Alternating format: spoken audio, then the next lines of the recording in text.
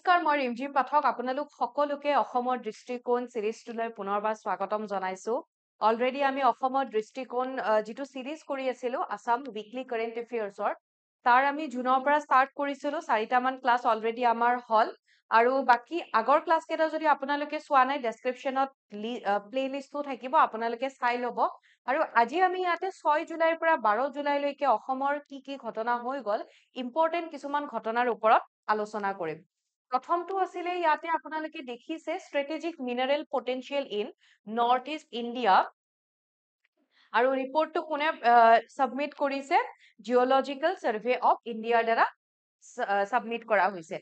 আমি যদি geological survey of ইণ্ডিয়াৰ কথা যদি কওঁ, এটা গভৰ্ণমেণ্টেল অৰ্গেনাইজেশ্যন হয় যিটোৱে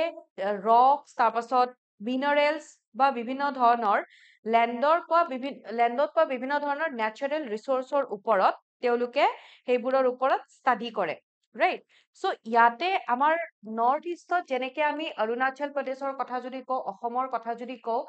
4খন ৰাজ্য আসাম, অৰুণাচল প্ৰদেশ, মেঘালয়, নাগালেণ্ড, ইয়াতে কি হয়, কিছুমান আমি ইয়াতে মিনাৰেল কিছুমান ডিস্কভাৰ কৰা হৈছিলে, আৰু সেই মিনাৰেলবোৰ কি হয়, ক'ত ইউজ কৰিব পাৰি, সেইখিনি কথা ইয়াতে কোৱা হৈছে। ইম্পৰ্টেণ্ট হৈ পৰে আমাৰ কাৰণে, কাৰণ বহুত কেইটা মিনাৰেল ইয়াতে তেনেকে ডিস্কভাৰ কৰা হৈছে। এতিয়া ইয়াতে যিবোৰ স্পেচিয়েল কিছুমান যিবোৰ ষ্ট্ৰেটেজিক মিনাৰেলছ আছে, সেই মিনাৰেলছবোৰ কি হৈছে, বিভিন্ন আমাৰ কিছুমান স্পেচিয়েল মিনাৰেলছ হয় যিবোৰ আমাৰ বিভিন্ন ক্ষেত্ৰৰ কাৰণে বহুত বেছি ইম্পৰ্টেণ্ট হয়। For example national security, modern technology, তাৰোপৰি clean energy like solar panel, electric vehicle, এইবোৰৰ ক্ষেত্ৰত ইম্পৰ্টেণ্ট হয়। আৰু তেনেকুৱা ধৰণৰ এলিমেণ্টছবোৰৰ ভিতৰত বা মিনাৰেলছবোৰৰ ভিতৰত আমি যদি চাওঁ, ৰেয়াৰ আৰ্থ এলিমেণ্টছ পোৱা গৈছে, লিথিয়াম, গ্ৰেফাইট, ভেনেডিয়াম, তাৰপাছত কোবল্ট পোৱা গৈছে, অকে, দেন বেছ মেটেল পোৱা গৈছে like copper, zinc, gold, coal, লাইমষ্টন, এনেকুৱা বিভিন্ন ধৰণৰ ইয়াতে মিনাৰেল মানে পোৱা গৈছে, অকে। এতিয়া আমি ইয়াতে যদি চাওঁ, অসম আৰু অৰুণাচল প্ৰদেশত কেনেকুৱা ধৰণৰ কি মিনাৰেলছ পাইছে, graphite, vanadium, rare earth elements, base metals, gold, coal, limestone, Meghalaya, নাগালেণ্ডত আছে limestone, coal, and minor strategic metals, right? Total আমি ৰেয়াৰ আৰ্থ এলিমেণ্টৰ টোটেল 17 মান তেনেকে গ্ৰুপছ পাওঁ, আৰু সেইবোৰৰ ভিতৰত যেনেকে 17 এলিমেণ্টছৰ লেন্থেনাম, নিঅ'ডাইনাম, য়েট্ৰিয়াম, এনেকুৱা বিভিন্ন ধৰণৰ ৰেয়াৰ আৰ্থ এলিমেণ্টছ ইয়াতে পোৱা গৈছে। যিবোৰ ৰেয়াৰ আৰ্থ এলিমেণ্টছ ইম্পৰ্টেণ্ট ইয়াৰ যদি চাওঁ, সেইবোৰ এচেঞ্চিয়েল হয় আমাৰ মডাৰ্ণ টেকনলজিৰ কাৰণে। দেন মোবাইল ফোনছ, ইলেক্ট্ৰনিক্সত ইউজ কৰা হয়, সেইবোৰৰ কাৰণে ইউজফুল হয়, ৱাইণ্ড টাৰ্বাইনছৰ কাৰণে, ইলেক্ট্ৰিক ভেহিকলছ, মিলিটাৰী ইকুইপমেণ্টছত এনেকুৱা ধৰণৰ এলিমেণ্টছবোৰ ইউজ কৰা হয়, অকে। দেন আকৌ যিবোৰ ৰেয়াৰ আৰ্থ এলিমেণ্টছ আছে, সেইবোৰক আমি ক্লাছিফাই কৰিব পাৰো, light and heavy rare earth elements, okay. So' কিছুমান লাইট ৰেয়াৰ আৰ্থ এলিমেণ্টছ আছে, ফৰ এক্সাম্পল লেন্থেনিয়াম, তাৰপাছত হেভি ৰেয়াৰ আৰ্থ এলিমেণ্টছ আছে, ফৰ এক্সাম্পল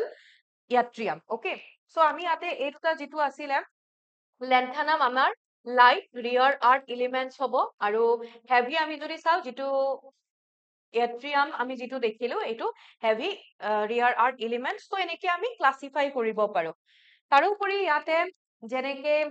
ক'ত কেনেকে কি পোৱা গৈছে সেইখিনি দিয়া হৈছে, সেইখিনি আপোনালোকে এবাৰ চাব পাৰিব। The next এটা কুৱেশ্যনৰ ফালে গৈছো, who is the recipient of the Vishamvara National Award in 2025? বিশ্বম্বৰা ৰাষ্ট্ৰীয় বঁটা 2025 চনৰ কাৰণে কাক প্ৰদান কৰা হৈছে? আমাৰ অসমৰে এগৰাকী পইট হয়, তেখেতৰ নাম হৈছে কবি নীলিম কুমাৰ, তেখেতক প্ৰদান কৰা হৈছে। অকমান আমি এই নেশ্যনেল এৱাৰ্ডটোৰ বিষয়ে যদি চাই লওঁ, সুশীলা নাৰায়ণ ৰেড্ডী ট্ৰাষ্টে নাৰায়ণ ৰেড্ডী অৰ্থাৎ জ্ঞানপীঠ এৱাৰ্ডী আছিলে ডক্টৰ চি নাৰায়ণ ৰেড্ডী, তেখেতৰ স্মৃতিত প্ৰতি বছৰে এই বিশ্বম্বৰা নেশ্যনেল এৱাৰ্ডটো প্ৰদান কৰে, আৰু এইবাৰ প্ৰদান কৰা হৈছে আমাৰ অসমীয়া পইট নীলিম কুমাৰক এইবাৰ প্ৰদান কৰা হৈছে। এই এৱাৰ্ডটো এইবাৰ তেখেতৰ 94th বাৰ্থ এনিভাৰ্চাৰী চেলিব্ৰেশ্যনত, তেনেকুৱাকে 94 তেখেতৰ যি জন্মবাৰ্ষিকী আছিলে, সেই হিচাপে প্ৰদান কৰা হৈছিলে, আৰু এইটো অনুষ্ঠিত হৈছিলে 29 জুলাই। এইটো ইয়াতে ৰবীন্দ্ৰ ভাৰতী তাতে তেনেকুৱাকে এইটো মানে অনুষ্ঠিত হৈছিলে,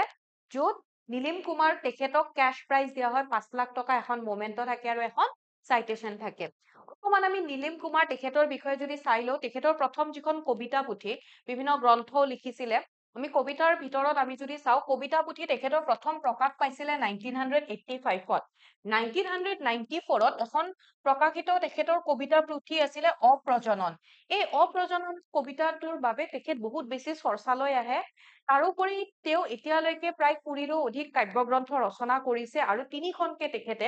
উপন্যাসো লিখিছে ওকে এতিয়া তেখেতে এনেকুৱা নহয় যে অকল অসমীয়া ভাষাতে লিখিছে তেখেতৰ ফৰাচী ইংৰাজী হিন্দী নেপালী বঙালী উৰিয়া মাৰাঠী গুজৰাটী তামিল কন্নড় পঞ্জাবী বিভিন্ন ভাষালৈ তেখেতৰ কবিতাসমূহ অনুবাদ কৰা হৈছে তেখেতক যেনেকে দেখিলো এইবাৰ যিটো বঁটা দেখিলো তাৰোপৰি তেখেতে উদয় ভাৰতী ৰাষ্ট্ৰীয় বঁটাও তেখেতক প্ৰদান কৰা হৈছিলে আৰু উদয় ভাৰতী ৰাষ্ট্ৰীয় এৱাৰ্ড বা নেশ্যনেল এৱাৰ্ডৰ লগত বিভিন্ন বঁটাৰে তেখেতক সন্মানিত কৰা হৈছিলে পিছৰটো কৈছে যে সাস্টেইনেবল ডেভেলপমেন্ট ইন্ডেক্সত বা সাস্টেইনেবল ডেভেলপমেন্ট গোল ইন্ডেক্স 2023-2024 অসমৰ লগতে নৰ্থ ইষ্টৰ পাৰফৰমেন্স কি হয় সেইটো আমাক ইয়াতে সোধা হৈছে সাস্টেইনেবল ডেভেলপমেন্ট গোল ইন্ডেক্সৰ কথা আমি যদি কওঁ পাব্লিছ কৰে নীতি আয়োগৰ দ্বাৰা ইয়াতে দিয়াই হৈছে পাব্লিছ কৰে কোনে নীতি আয়োগৰ দ্বাৰা পাব্লিছ কৰা হয় আৰু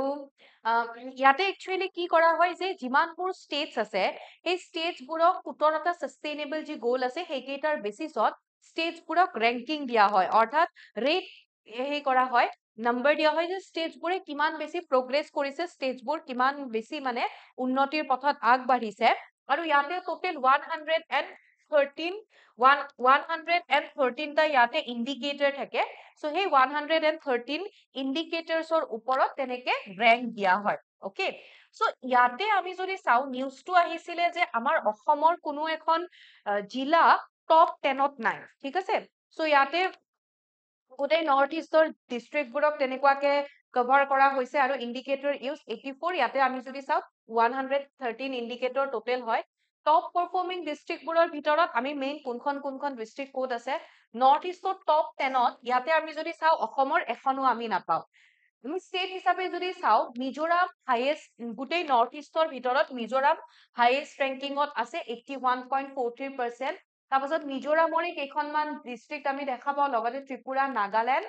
দেন ছিকিম আহিব ইয়াতে এগেইন নাগালেণ্ড ওকে আমি অসমৰ পাৰফৰমেন্স যদি চাও অসমে মই যেনেকে কলো টপ 10ত অসমৰ কোনো এখন ডিস্ট্ৰিক্টে টপ 10ত নাই ইয়াতে বেষ্ট পাৰফৰ্মিং হিচাপে ডিব্ৰুগড়খন আছে ডিব্ৰুগড়ৰ ৰেংক হয় ৰেংক 74.29 পইণ্টছ লাভ কৰিছে ডিব্ৰুগড়ৰ পিছত আছে ৰেংক 20 শিৱসাগৰ তাৰপিছত Jorhat 21 and then Kamrup Metro আছে 38ত ৱৰ্ষ্ট পাৰফৰ্মিঙৰ ভিতৰত আমি যদি চাও 118 ৰেংকত পাও সাউথ সালমাৰা মানকাছাৰ ৱেষ্ট কাৰ্বি আংলং ওদালগুৰি বাক্সা আৰু বৰপেটা এইকেইখন ৱৰ্ষ্ট পাৰফৰ্মিং ডিস্ট্ৰিক্ট হয় কেনেকে কেটেগৰীবোৰ যদি চাও যেনেকুৱাকে আমাৰ অসমৰ কথা আমি যদি কওঁ ইয়াতে ধৰি লওক কেটেগৰী কেনেকে থাকে এচিভাৰ্ছ থাকে তাৰোপৰি ফ্ৰন্ট ৰানাৰ থাকে পাৰফৰ্মাৰ থাকে আকৌ এস্পাইৰেন্ট থাকে তো আমি ওভাৰঅল অসমৰ যদি চাও ওভাৰঅল অসমৰ ৰেংক হয় 65 আৰু অসমে কিহত আহিছে ফ্ৰন্ট ৰানাৰ কেটেগৰী লাভ কৰিছে সো ইয়াতে ফাৰ্স্ট থাকিব যদি 100 স্কোৰ 100 হয় তেতিয়াহলে এচিভাৰ ওকে তেতিয়াহলে কি হ'ব এচিভাৰ স্কোৰ 100 দেন থাকিব ফ্ৰন্ট ৰানাৰ য'ত আমাৰ অসম আছে অসমৰ ৰেংক আগতকে আগবাঢ়িছে ওভাৰঅল অসম যদি চাও ইয়াতে কিমান আমি যদি ফ্ৰন্ট ৰানাৰত যদি চাও তেতিয়াহলে অসমৰ মই যেনেকে কলো অসমৰ ৰেংক কিমান হয় ওভাৰঅল আমি যদি অসমৰ কথা কওঁ 65 হয় তো 65ৰ পৰা মানে 99 লৈকে হয় ফ্ৰন্ট ৰানাৰ ওকে 65ৰ পৰা 99 লৈকে হ'ব ফ্ৰন্ট ৰানাৰ দেন 50ৰ পৰা 64 লৈকে যদি চাও পাৰফৰ্মাৰ ওকে তো 60ৰ পৰা পাৰফৰ্মাৰ কেটেগৰীত আহিব যদি ৰেংক 60ৰ ইফালে 50ৰ পৰা 64 লৈকে যদি থাকে আৰু একেবাৰে লাষ্টত থাকে এস্পাইৰেন্ট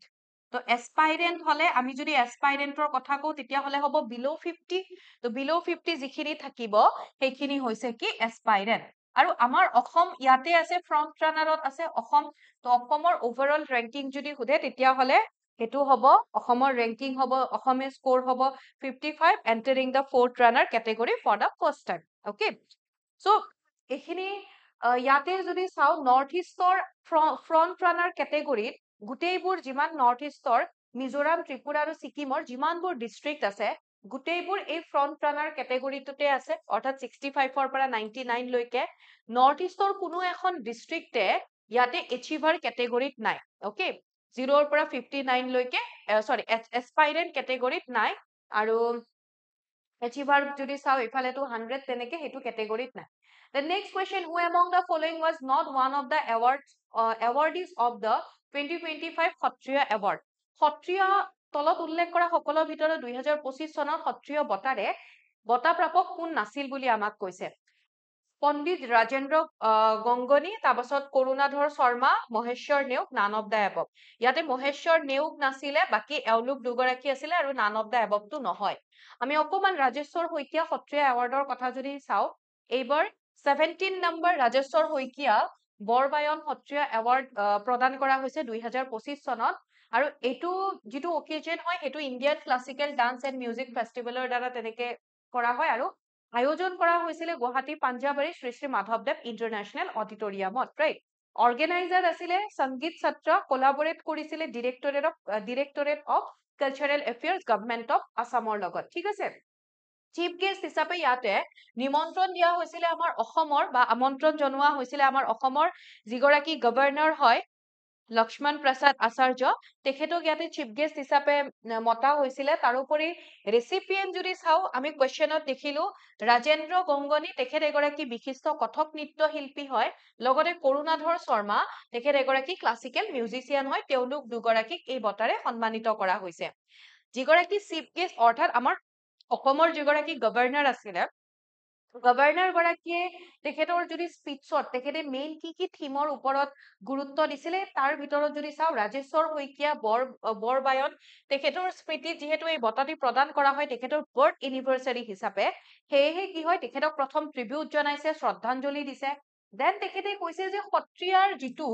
ৰুট হয় অৰ্থাৎ সত্ৰিয়া নৃত্যৰ কথা তেখেতে সত্ৰিয়াৰ এনচিয়েন্ট ৰুটৰ কথা তেখেতে কৈছিলে যে সত্ৰিয়া ডান্স বা মিউজিক এই গোটেইবোৰ এনচিয়েন্ট বেদিক ট্ৰেডিশনৰ পৰা আহিছে এনচিয়েন্ট বেদিক ট্ৰেডিশন যেনেকুৱাকে সাম বেদৰ কথা তেখেতে মেনশন কৰিছিলে চাৰিখন বেদৰ ভিতৰত এখন হয় যিখনৰ পৰাই আমাৰ বা মিউজিকেল চেঞ্জ বুলিও যিখনক কোৱা হয় আৰু সেইখনৰ পৰাই আমাৰ ইণ্ডিয়ান মিউজিক অৰিজিন হোৱা বুলি কোৱা হয় তাৰোপৰি নাট্য শাস্ত্ৰ যিখন ভাৰত মুনিয়ে লিখিছিলে সেইখন arts for example dance drama মিউজিকৰো সেইখন এখন এনচিয়েন্ট বুক হয় right an ancient book on performing arts তাৰোপৰি তেখেতে মহাপুৰুষ শ্ৰীমন্ত শংকৰদেৱ আৰু শ্ৰী শ্ৰী মাধৱদেৱৰ যিখিনি তেওঁলোকৰ কৰ্মৰাজি আছে তেওঁলোকৰ যিবোৰ টিচিংছ আছিলে সেইখিনিকো কৰি পেলাই তেওঁলোককো সেই শিক্ষাৰ কথা তেখেতে স্মৰণ কৰিছিলে সেইখিনিৰ কথাও ইয়াতে কোৱা হৈছিলে তেওঁলোকৰ যিখিনি স্পিৰিচুৱেল বা তেওঁলোকৰ যিখিনি কালচাৰেল টিচিং হয় সেইখিনিৰ কথাও ইয়াতে কোৱা হৈছিলে তাৰোপৰি তেখেতে 2009 চনৰ পৰা সত্ৰিয়াৰ প্ৰমোট কৰিবৰ কাৰণে যিটো মানে সংগীত সত্ৰক তেখেতে প্ৰেজ কৰিছিলে 2009 চনৰ পৰা তেখেতে তেওঁলোকে যিটো সত্ৰিয়াক প্ৰচাৰ কৰাৰ বাবে যি কৰি আছিলে সেইখিনিক তেখেতে প্ৰশংসা কৰিছিলে okay The next question, the newly built flyover in supermarket and the downtown are named after which famous king of Kamrup? কামৰূপৰ এগৰাকী বিখ্যাত ৰজাৰ নামেৰে ৰিসেন্টলি ইনৰ্গেট কৰা উদ্বোধন কৰা দুখন ফ্লাইঅভাৰ অলৰেডি আগতে এখন আছিলে বাট নতুনকে নামাকৰণ কৰা হৈছে আৰু ৰিসেন্ট সেইখন হয় সুপাৰ মাৰ্কেটৰ আৰু ডাউনটাউনৰখন ৰিসেন্টলি সেইখন ইনৰ্গেট কৰা হৈছিলে তো এই দুখনৰ নামেৰে এগৰাকী কামৰূপৰ ৰজাৰ নামেৰে ৰখা হৈছিলে আৰু তেখেতৰ নাম কি হয় অপশন সি ভগদত্ত ভগদত্তৰ কথা আমি যদি চাও তেখেতে নৰকাসুৰৰ পুতেক আছিলে ওকে সান অফ নৰকাসুৰ নৰকাসুৰৰ পুতেক আছিলে যেতিয়া শ্ৰীকৃষ্ণই নৰকাসুৰক বধ কৰি পেলাই ভগদত্তক কামৰূপৰ ৰজা পাতিছিলে এতিয়া ভগদত্তৰ আৰু তেখেতৰ বিষয়ে আমি মহাভাৰতত উল্লেখ পাওঁ মহাভাৰতত তেখেতৰ বীৰত্বৰ বিষয়ে উল্লেখ কৰা হৈছে তেখেতৰ এগৰাকী জীয়েক আছিলে জীয়েক গৰাকীৰ নাম হয় ভানুমতী ওকে সো ভানুমতীক কি হৈছিলে মহাভাৰতত যে তেখেতৰ কথা উল্লেখ পাওঁ একচুয়ালি ভানুমতীক তেখেতে বিয়া দিছিলে কৌৰৱৰ যিগৰাকী জ্যেষ্ঠ পুত্ৰ তথা জ্যেষ্ঠ ভাতৃ তেখেতৰ সৈতে বিয়া দিছিলে নামটো কি হয় জনাব আৰু তেখেতৰ ভগদত্তই ভানুমতীৰ স্বয়ম্বৰৰ সময়তে গুৱাহাটীৰ যিটো দীঘলী পুখুৰী আছে সেইটো খন্দুৱা বুলি কোৱা হয় ওকে সো গুৱাহাটী দীঘলী পুখুৰীটো ভগদত্তই ভানুমতীৰ স্বয়ম্বৰৰ সময়ত খন্দুৱাইছিল বুলি কোৱা হয় এইখিনি হিষ্ট্ৰী পঢ়িলে আপোনালোকে পাব আই হোপ আপোনালোকে এইখিনি কথা জানে আৰু লাষ্ট আমি ইফালে চাব ওলাইছো এখন স্কিম, আৰু ইয়াতে স্কিমখন কি কৈছে, প্ৰেৰণা আঁচনি। শিক্ষাৰ্থী সকললৈকে কিছু সকাহ দি পেলাই আমাৰ অসম চৰকাৰে এটা নতুন স্কিম এটা ওলাইছে, যিটো হৈছে জীৱন প্ৰেৰণা আঁচনি। অকে, ইয়াতে কি কোৱা হৈছে, ধৰি লওক কোনোবা এগৰাকী ষ্টুডেণ্ট, তেখেতে যদি ক্লাছ 10ত পঢ়ি আছে,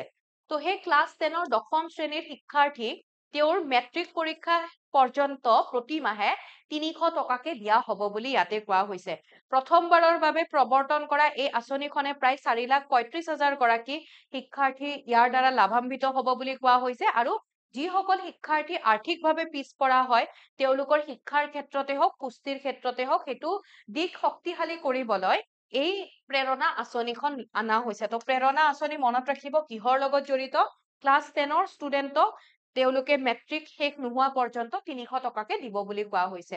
আৰু এইখিনি আছিলে আজি আমি ডিছকাছ কৰিবলগীয়া আমাৰ টপিক। আশা কৰিছো ভাল পাইছে আপোনালোকে। যদি আপোনালোকে ই কুহিপাতৰ বাকী ক্লাছসমূহো বিচাৰে বা ই কুহিপাতৰ ডেইলি কাৰেণ্ট এফেয়াৰ্ছসমূহ আপোনালোকে বিচাৰে, ই কুহিপাত টেলিগ্ৰামটো চেনেলটো জইন কৰি ল'ব। লগতে জিকে উইথ ৰিমজি মেম টেলিগ্ৰাম চেনেলটো জইন কৰিব পাৰে। বিভিন্ন মোৰ ক্লাছৰ PDF বোৰ পাই থাকিব, লগতে কিছুমান প্ৰেক্টিচ কুৱেশ্যনো দি থকা হয়। আশা কৰিছো ক্লাছটো আপোনালোকে ভাল পাইছে, আৰু নেক্সট উইকত আপোনালোকক অসমৰ দৃষ্টিকোণৰ নেক্সট ক্লাছটোৰ সৈতে লগ পাম। বাকী যদি আপোনালোকে কিবা বেলেগ টপিকৰ ওপৰত ক্লাছ বিচাৰে, কেনেকুৱা টপিকৰ ওপৰত বিচাৰে, কোনটো এক্সামৰ কাৰণে বিচাৰে, এইখিনি আপোনালোকে মোক কমেন্ট সেকশ্যনত মেনশ্যন কৰিব পাৰে। বাকী ক্লাছটো কেনেকুৱা পালে জনাব। কিবা যদি আপোনালোকৰ ফালৰ পৰা যদি বেলেগ, মই নিজে কিবা এটা বেলেগ কৰিব পৰা তেনেকুৱা থাকে বোলে, এইটো বস্তু আপোনালোকৰ ভাল লগা নাই, এইখিনি মেম এনেকে কৰি দিব, চ' মই সেইখিনিও কৰিবলৈ চেষ্টা কৰিম। জাষ্ট কমেন্ট সেকশ্যনত আপোনালোকে জনাই দিব। লগ পাম আপোনালোকক আন এটি ক্লাছত। আজি ইয়াতে এৰিছো। Thank you so much।